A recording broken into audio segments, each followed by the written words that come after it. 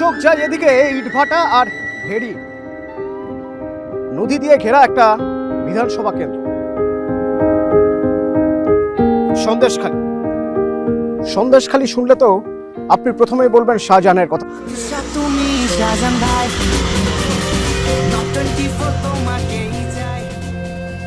কোথাও যেন 2024 সালের পর সন্দেশখালী আর শাহজাহান এই নাম দুটো একটার সঙ্গে একটা ওতপ্রোতভাবে জড়িয়ে আছে।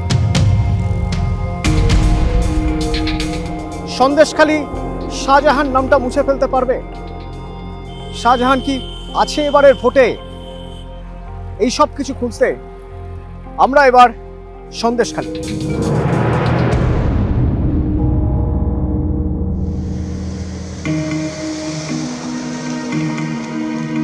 এ বাড়ি শাহজাহানের বাড়ি। সালটা 2024, সকাল 7টা নাগাদ বেশ কিছু মানুষ, তারা সরকারি আধিকারিক, চলে এলেন সন্দেশখালীর আকুঞ্জি পাড়ার এই বাড়ির সামনে। নক করলেন, কেউ আছেন? কোনো সাড়া নেই। এরা ছিলেন এনফোর্সমেন্ট ডিরেক্টরেটের আধিকারিক। 2024 লোকসভা ভোটের ঠিক আগে এই বাড়িতে ইডি আধিকারিকদের আসা, তাদের উপর কিছু মানুষের চড়াও হওয়া 2024-এর ভোটে কিছুটা হলেও প্রভাব পড়েছিল। লোকসভা বসিরহাট থেকে তৃণমূল জিতেছিল ঠিকই, কিন্তু সন্দেশখালী থেকে ভোট প্রচুর পরিমাণে কমে গিয়েছিল। বলা ভালো বিজেপি লিড নিয়েছিল।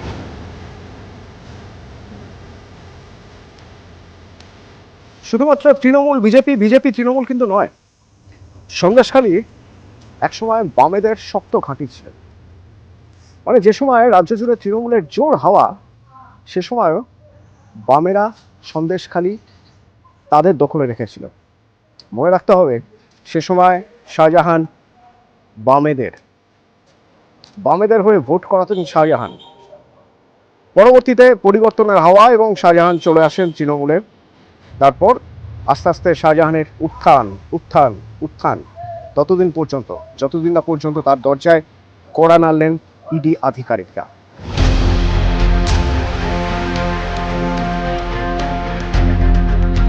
সন্দেশখালী সরবেরিয়ান শাহজাহান মার্কেট দেখতে পাচ্ছেন তো, এত বড় মার্কেট, মানে কতটা জমির উপরে এই মার্কেট। এই মার্কেট নাকি জবরদখল করা জমির উপরে।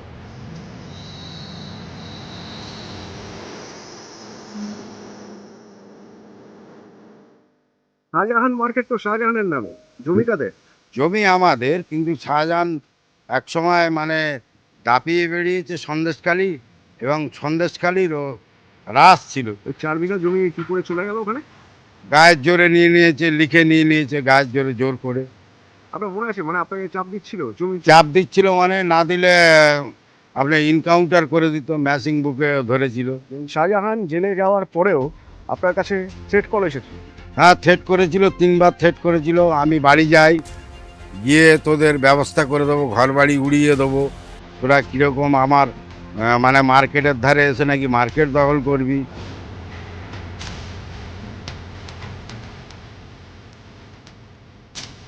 নন্দীগ্রাম শিমুলের মতো সন্দেশখালীতে একটা নাম হয়ে গিয়েছিল একটা সময়। এখন সন্দেশখালী কেমন আছে? এখন সন্দেশখালী একটা শান্তির পরিবেশ আছে, খুব সুন্দর আছে। ওই 24 সালের ঘটনার পর থেকে এখন আবার পূর্ব অবস্থায় পেয়ে গেছে, খুব শান্তি। 24-এর লোকসভায় দেখা গেল সন্দেশখালী থেকে বিজেপি এগিয়ে আছে।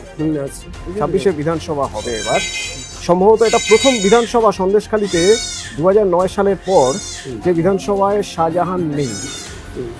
তৃণমূলের জন্য এটা ফ্যাক্টর? না, কোনো ফ্যাক্টর নেই, কোনো ফ্যাক্টর নেই। এবার আমরা শাহজাহান সাহেব নেই, কিন্তু আমরা স্বচ্ছ ভোট হবে এবং আমরা জিতে যাব। লোকে বলে নাকি শাহজাহান না থেকেও আছে সন্দেশখালীতে। সেটা ভুল কথা বলে, লোক অনেক কিছু বলে, আপনারা তো দেখতে পাচ্ছেন।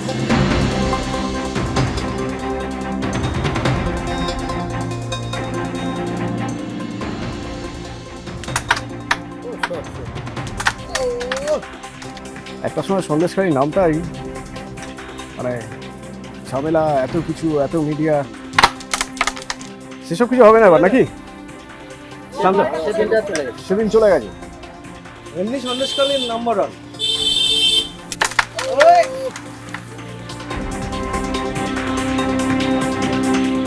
এই আপনাকে একটু বলবেন এই জায়গায় কি হয়েছিল? এই যে সবাই আন্দোলন 2024 সবাই এখানে বসে পড়েছিল, আপনার তো তখন এখানেই দোকান ছিল, আমার তো সেই অস্থায়ী সালের দোকান। আপনি চোখের সামনে দেখেছেন পুরোটা। মেন তো ছিল উত্তম সরকার, উত্তম সর্দারকে নিয়ে না? উত্তম সরকারকে নিয়েই তো শুরুটা। পার্টি অফিসে ডাকতো, তখন তো ধরেন শিবু হাজরা আর এর দাপট বেশি ছিল, ওই উত্তম। হ্যাঁ, আর শেখ শাহজাহান তো খুব তখন এ আসতো না, আসতো অল্প আসতো যেত। একটু করে বলুন তো, এখন মানুষের মধ্যে ভয় আছে? না, সেই ভয়টা নেই তো, কোনো ভয় নেই এখন, একদম বুক খুলি চলছে। একটা সময় তো সেই সন্দেশখালী মানে ভয় টয় প্রচুর কথা হতো, এখন কেমন আছে সন্দেশখালী? এখন ভালো আছে, অসুবিধা নেই। কোনো অসুবিধা নেই? একটা সময় অসুবিধা ছিল তো তাহলে? হ্যাঁ, আগে ছিল। ভয় আর নেই, ভয় যাদেরকে নিয়ে ছিল তারা তো নেই। এখন যেমন মানুষ বলতে পারছে, তখন এই বলতে গেলেও মানুষের মনে আতঙ্ক থাকে।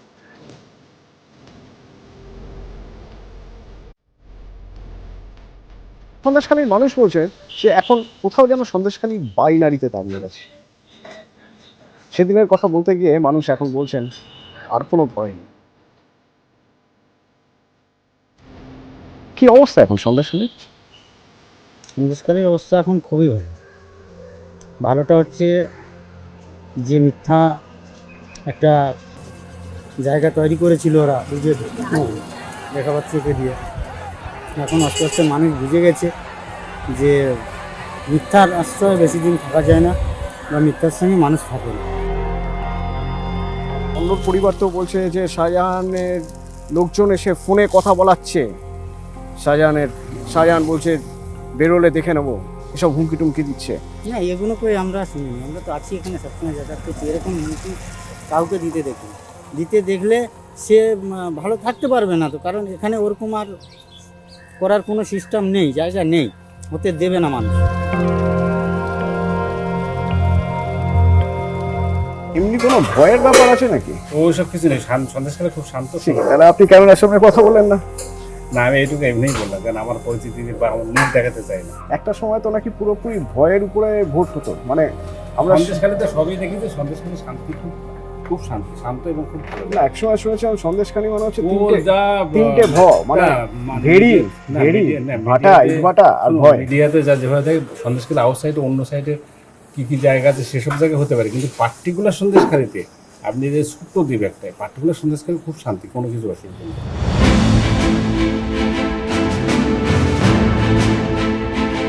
ভয় নেই বলছেন ভয় নেই, কিন্তু কিছু তো একটা আছে। যদি না থাকে তাহলে কেন কেউ ক্যামেরার সামনে কথা বলবেন না? অনেক কথাই বললেন যেগুলো ক্যামেরায় ধরা গেল না, কিন্তু হ্যাঁ অডিওয়ে ধরা গেল। আসলে প্রত্যেকে তো ছাপোষা মানুষ, কেউ ছুট ঝামেলা চান না। একটা কথা ঠিক, সন্দেশখালী কিন্তু শান্তই ছিল। সন্দেশখালী অশান্ত হয়ে ওঠার পরেও এখনও সন্দেশখালী চাইছে শান্ত থাকতে, যদি না সেখানে রাজনৈতিক দলাদলি উদ্দেশ্য প্রণোদিতভাবে করা হয়।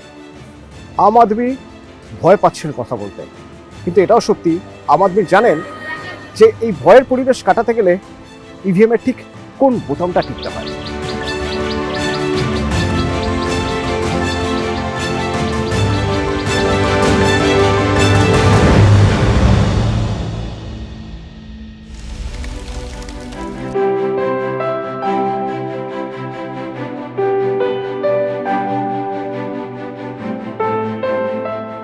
আজ আমরা এসে দাঁড়িয়েছি ঝাড়খণ্ড সীমান্ত ঘেঁষা বাংলার সেই শিল্পাঞ্চলে, যেখানে কয়লার ধুলো ও রাজনীতির উত্তাপ পাল্লা দিয়ে চলে, যেখানে একদা কারখানার সাইরেন বাজতো, যেখানে একদা শিল্পের জৌলুস ছিল।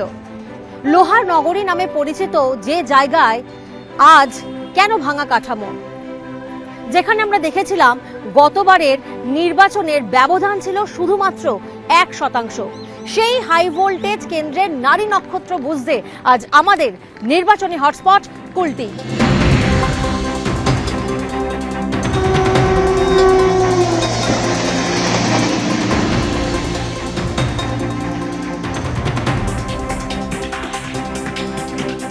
ঐতিহাসিকভাবে কুলটি এমন একটা জায়গা যেখানে আমরা দেখেছি কোনো নির্দিষ্ট একটি রাজনৈতিক দল একচ্ছত্র আধিপত্য বিস্তার করতে পারেনি। আমরা যদি ইতিহাস দেখি, এই আসন থেকে কংগ্রেস জয় পেয়েছে, এই আসন থেকে অল ইন্ডিয়া ফরওয়ার্ড ব্লক 4 বার জয় পেয়েছে এবং তৃণমূল কংগ্রেস 3 বার। 2016 পর থেকে আমরা দেখলাম খেলাটা ঘুরেছে। কেন বারবার কুলটি এই আসনটায় রাজনৈতিক দলের আধিপত্য বারবার বদল হয়? কুলটিবাসীরা তারা কি বলছেন?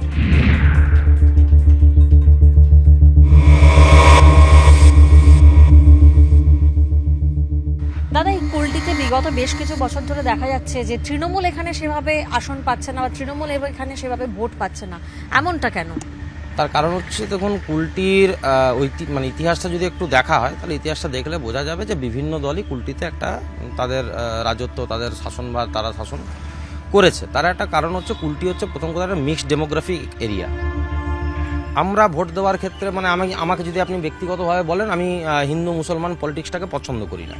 আমার মনে হয় যে মূল দাবি দেওয়া, মূল ইস্যু যেগুলো, সেই মূল ইস্যুগুলোর ভিত্তিতে লড়াই হোক। কিন্তু মানুষ তো গোটা পশ্চিমবাংলা বলুন, গোটা ভারতবর্ষ বলুন, মানে একটা পলিটিক্যাল ডাইমেনশনে ভাগ হয়ে গেছে। সিটিং এমএলএ কোনো কাজ করেনি। সিটিং এমএলএর যা কাজ আমরা দেখেছি, তাকে তিনি 21-এ জিতেছেন। 21-এ হচ্ছে করোনা, তো সেই সময় আমরা জানি যে সেই সময়কার বিধায়ক বাড়িতে বসেছিলেন মুখে মাস্ক নিয়ে। আর এছাড়া বিধায়ককে এলাকাতে ওই টুকটাক পুজো পাশার বিভিন্ন যে অনুষ্ঠানগুলো হয় সেখানে তাকে দেখা যায় বটে। বাদ বাকি তিনি তার যে এমএলএ ল্যাডের যে পুরো টাকা, সে পুরো টাকাও সম্ভবত খরচা করতে পারেন।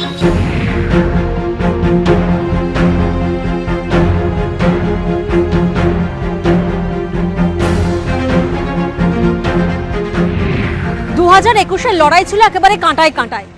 বিজেপির অজয় কুমার পোদ্দার শুধুমাত্র 679 ভোটের ব্যবধানে হারিয়েছিলেন তৃণমূলের উজ্জ্বল চট্টোপাধ্যায়কে। আর তারপর কেটে গেছে 5-5টা বছর। বরাকর নদী থেকে অনেক জল গড়িয়েছে। এখন কি হাওয়া বদলেছে, নাকি মরিয়া রয়েছে গেরুয়া শিবির তাদের গড় রক্ষা করতে? যদিও এসবের মধ্যে যখন কুলটি অঞ্চল আমরা ঘুরছি, তখন সিটিং এমএলএ এর বিরুদ্ধে একাধিক অভিযোগ সামনে আসছে।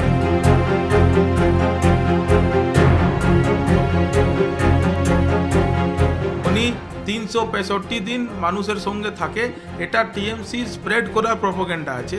আর আমরা দেখেছি কুলটিতে যে পানীয় জলের সমস্যা, এই সমস্যা অমৃত যোজনা, অটল বিহারী বাজপেয়ীজির নাম ধরে একটা যোজনা সেন্ট্রাল গভর্নমেন্ট টাকা দিয়েছিল 2000 সাল থেকে। আজ অবধি এরা কারাপশন করেছে। কিন্তু বিধায়কের তো উদ্যোগ নিয়ে কাজটা করানো, আমরা 100% এটা প্রেজেন্ট করতে পারি। সেন্ট্রাল গভর্নমেন্টকে জানিয়েছি, সেন্ট্রাল গভর্নমেন্ট টাকাও দিয়েছে। আর কর্পোরেশন পুরো ফেলিয়ার আছে। আপনি পুরো কুলটি ঘুরুন।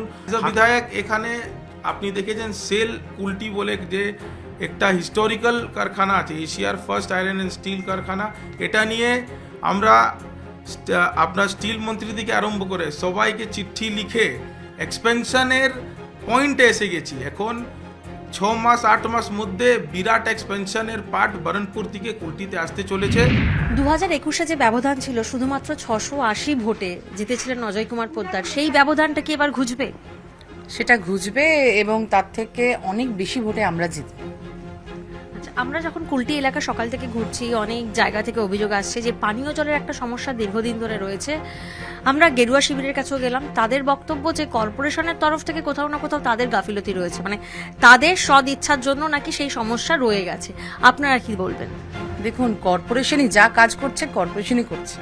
আমাদের কুলটি অঞ্চলে 28টি ওয়ার্ড কর্পোরেশনের আন্ডারে যতটুকু ডেভেলপমেন্ট হয়েছে সমস্ত কিছু কর্পোরেশনের দ্বারাই হয়েছে।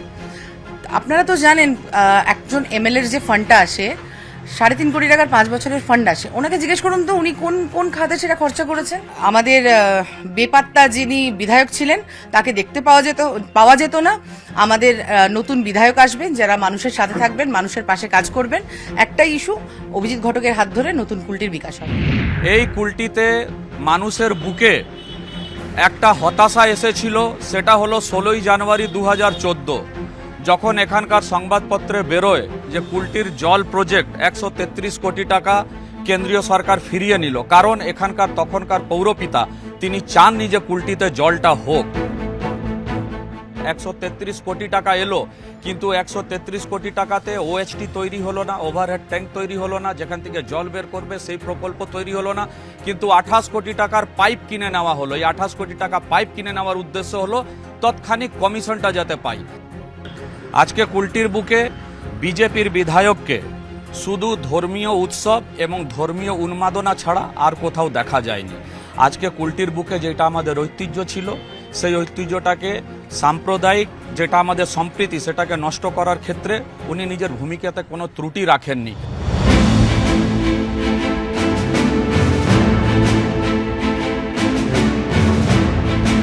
ঝাড়খণ্ড সীমানা সংলগ্ন এই অঞ্চলে হিন্দি ও বাংলা উভয় ভাষী মানুষের বসবাস।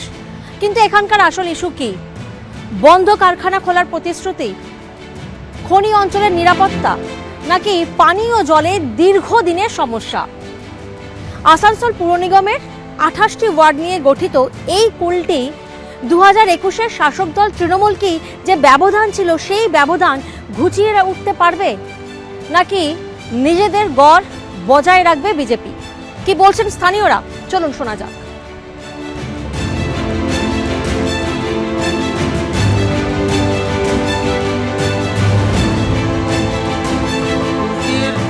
সবচাইতে বড় সমস্যা যে খাবার জল আছে, খাবার জল সবচাইতে বড় সমস্যা।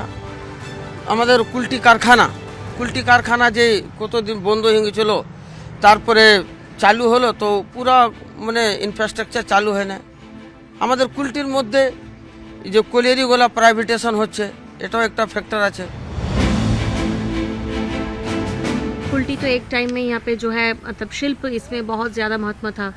उस समय करीबन 20,000 लोग काम करते थे और यहाँ कुल्टी बहुत ही सुरक्षित और बहुत ही अच्छे मोमेंट में बिजनेस भी हो रहा था और लोग बहुत खुश थे।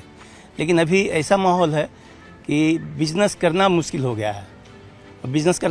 गया है, और हम लोग बहुत ही विचलित हो रहे हैं कि यहाँ किस तरह से हम लोग बिजनेस कर पाएँ। तो मैं यही कहना चाहूँगा, जो भी सरकार आए यहाँ पे, वो अपना हम लोगों के लिए बिजनेस जो करने वाले हैं हम लोग के लिए कुछ न कुछ करके जाएं। জন্ম থেকে মৃত্যু পর্যন্ত প্রতিটা কাজে মমতা দিয়ে আমাদেরকে সাহায্য করছেন। এমনকি আমার জন্ম যখন হয় আমার ছেলের, তখন আমি 1000 টাকা পাই, প্লাস মৃত্যুতে 2000 টাকা দিচ্ছে। কেউ মারা গেলে তার বাড়িতে শ্রাদ্ধ কার্য করার জন্য তিনি আমাদের লক্ষ্মী ভাণ্ডার দিচ্ছেন। লক্ষ্মী ভাণ্ডারে আমাদের অনেক উপকৃত হচ্ছে মানুষদের, মমতা দিয়ে আমাদের খুব উপকৃত করেছেন। আর বিজেপি তো আমার বিধায়ককে আমার মনে হয় না কোনোদিন আমি দেখেছি। जो जीता हुआ पार्टी है, कभी आया झांकने के लिए इधर में कि कैसा है मेरा कैंडिडेट, कैसा रहा, क्या चाहिए नहीं चाहिए, वो देखा के? यहाँ घर का बगल में है, कुछ होता है तो दौड़ के आता है। कौन दौड़ के आता है? यहाँ का जो हम लोग का मेयर है वो आता है दौड़ के, जो भी काम होता है वो आके करता है।